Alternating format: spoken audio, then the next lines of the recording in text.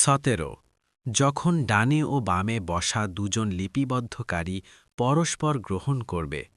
18 সে যে কথাই উচ্চারণ করে তার কাছে সদা উপস্থিত সংরক্ষণকারী রয়েছে। 19 আর মৃত্যুর যন্ত্রণা যথাযথই আসবে, যা থেকে তুমি পলায়ন করতে চাইতে। 20 আর সিংগায় ফুঁক দেয়া হবে, এটাই হল প্রতিশ্রুত দিন। 21 আর প্রত্যেক ব্যক্তি উপস্থিত হবে, তার সাথে থাকবে একজন চালক ও একজন সাক্ষী। 22 অবশ্যই তুমি এই দিবস সম্পর্কে উদাসীন ছিলে, অতএব আমি তোমার পর্দা তোমার থেকে উন্মোচন করে দিলাম, ফলে আজ তোমার দৃষ্টি খুব প্রখর। 23 আর তার সাথী ফেরেশতা বলবে, এই তো আমার কাছে প্রস্তুত। 24 তোমরা জাহান্নামে নিক্ষেপ করো প্রত্যেক উদ্ধত কাফেরকে।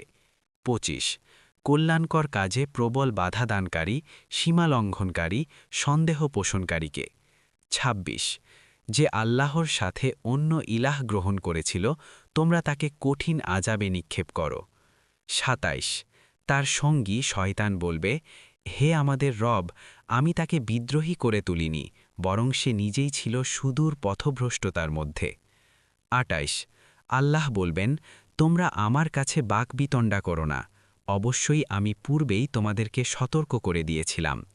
29 আমার কাছে কথা রদবদল হয় না, আর আমি বান্দার প্রতি জুলুমকারীও নই।